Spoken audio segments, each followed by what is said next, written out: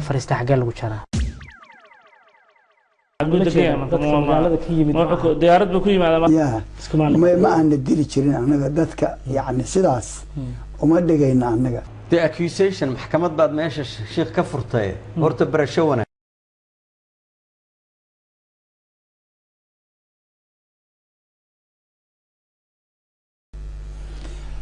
xaqiiqadii xasan daahir aways waxaan u arkaa ilaa iyo xasan oo wax kale la yimaado annaga waxaan ogaan xasan oo shabaaba oo diriraya annaga ilaa aan aragno xasan oo la yimaada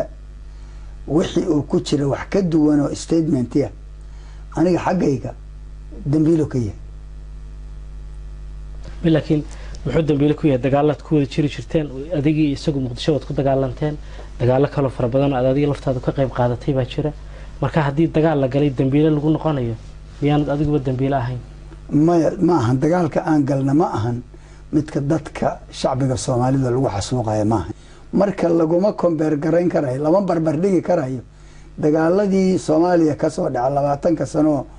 oo beelaha Soomaaliyeed xalay dadka wad diri jirnay iskuma qarxin jirin ma aan diri jirin anaga dadka yani sidaas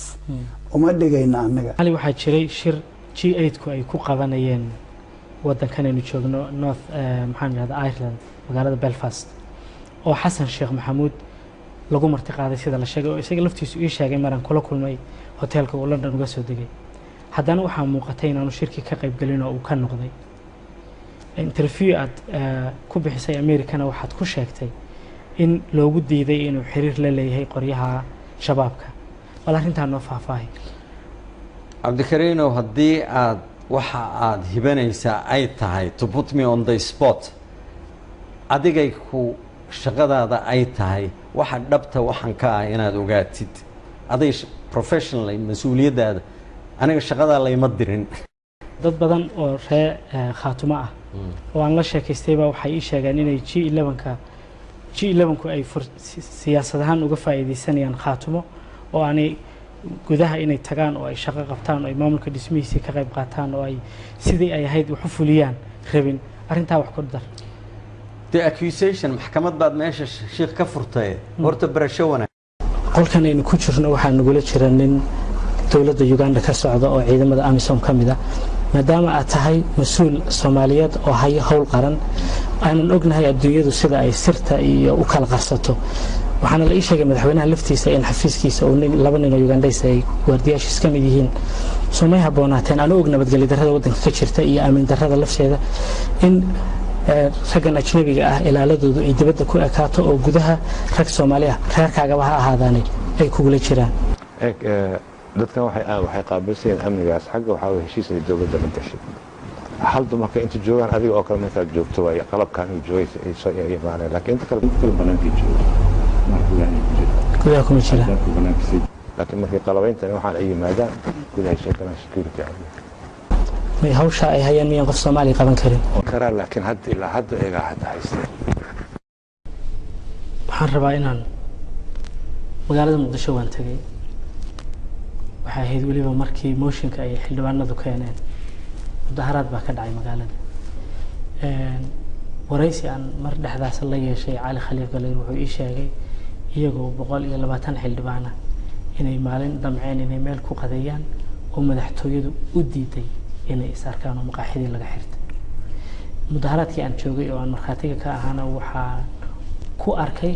in xildhibaanadu markay mooshinka keeneen la aflagaadeeyay oo la yiri meena keenad la mid yihiin xildhibaanada mooshinka keeneen intooda badani waxay ahaayeen xildhibaano aan Muqdisho ka soo jeedin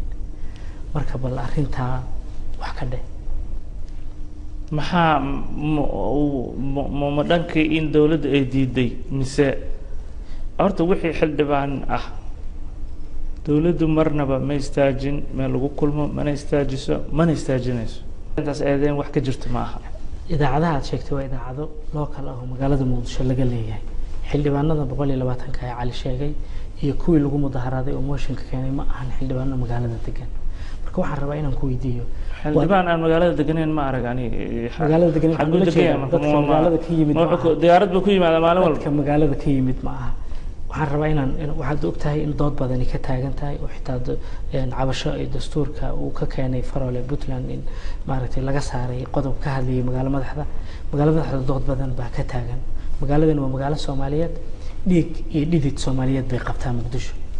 fahmaysa dhiig baa lagu dhisay dhidid baa lagu dhisay ilaa waqtiga isticmaalka Soomaaliya isugu soo urureysay oo nin walba 40 shilin oo helo keenayay marka in xildhibaanadii dadka matari oo beelaha kale iyo gobolada kale ka yimid markay Muqdisho yimaadaan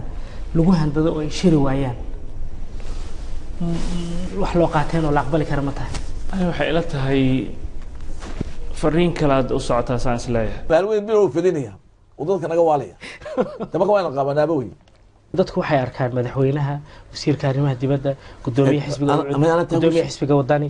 intuna waa beel qura halkay arintu ka qoran waxa weeye naga garheelay waxa weeye marka Washington la tagay siyaasadahan waxaad aaminsan tahay inay Somaliland goodo ninka reer Somaliland ee halka aad ku dhalatay kuula dhashay ee laakiin siyaasadiisu aaminsan tahay inaan Soomaaliya la kala goyn maxaad cadaawad ugu qaadaan Somaliland looga eriyaa waa dambiili okay kuwa waxaad ka warantaa tusaalahan khaatumo oo kale ama maakhir ama waxa jira group iyaguna la magac baxay Awdal State kuwa maxaad ka waran lahayd iyaga horta mushkiladu waxa weeye adigu ma ogashaa xisbigaaga in dhulbahantaa maanta uu istaago sida aad uga doonaysaan Soomaaliya inay idinku xushmayso fikirkiina inaad ka go'daan maxaad ugu xushmayn laadihiin khaatumo iyo maxaan idhaahdaa maakhir iyo Awdal fikirkooda iyaguna inay Soomaalilandnimada ka baxaan Faysal hadda koor waxaa jirtay inaad tiri qofkii Soomaaliya magaceeda laga maqlo carabka hala jaro aan kula kaftamay maanta adaa madaxweynaheedii la fariistay xagee lagu jaraa